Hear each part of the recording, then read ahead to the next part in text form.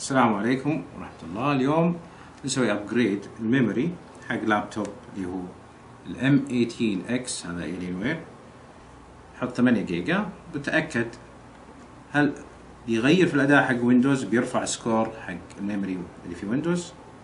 اول شيء تسويه ضروري انك تفك البطارية قبل ما تفتح اي لابتوب، طلع البطارية منه.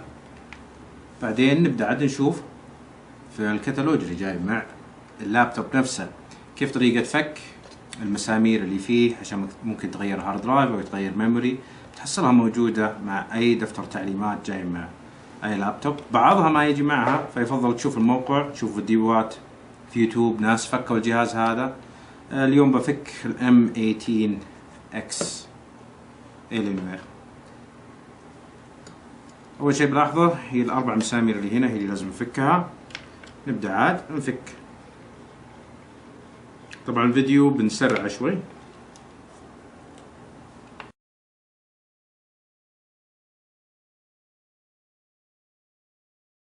ضروري انك تشوف زي ما قلت لكم اي كتالوج اي مانيول يعلمك كيف تفكه. لو ممكن تقعد تسوي كذا، تحاول ترفع لفوق وهو مو زي ما انت تتوقع. الف لكم كذا على الجنب عشان يوضح لكم. هو مفروض انه ندفه كذا، كل القطعة هذه تتحرك، بعدين نرفع ويطلع معنا كل الغطاء.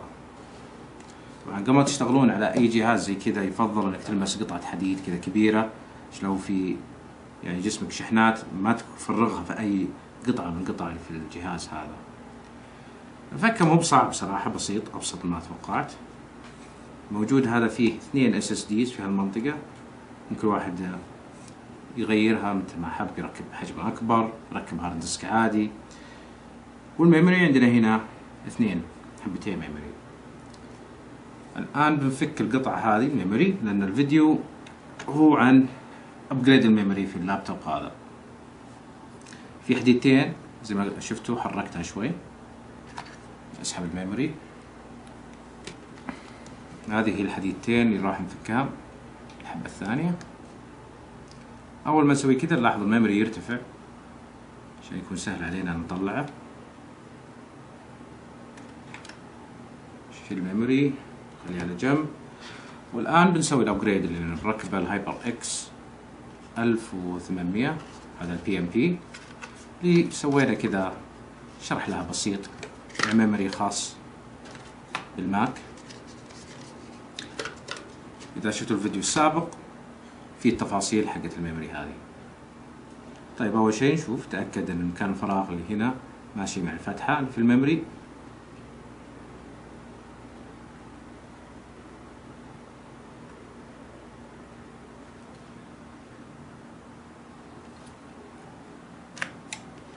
نتأكد ان في زي الكليب كذا صغير خش في الفتحة اللي تكون في الميموري اللي على الطرف، اللي هي موجودة عندنا هنا.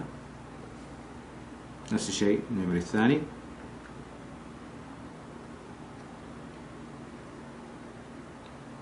بعدين ننزله. خلاص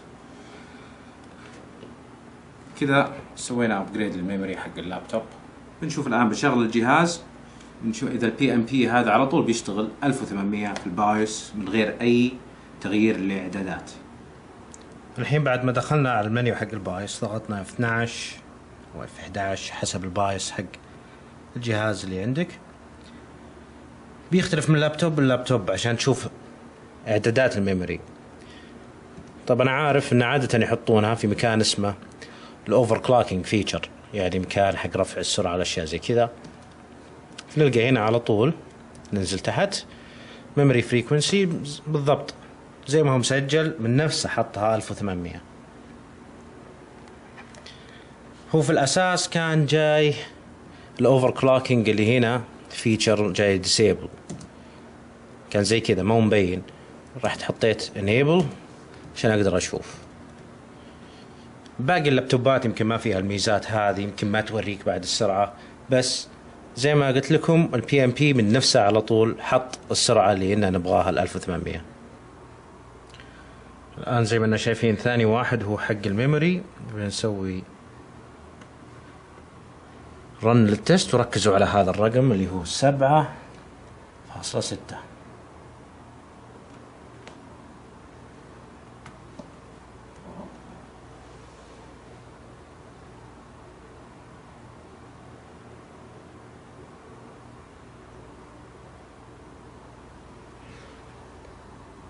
كم صار معنا الآن؟ 7.9 أعلى سكور ممكن ياخذه ويندوز في أي شيء.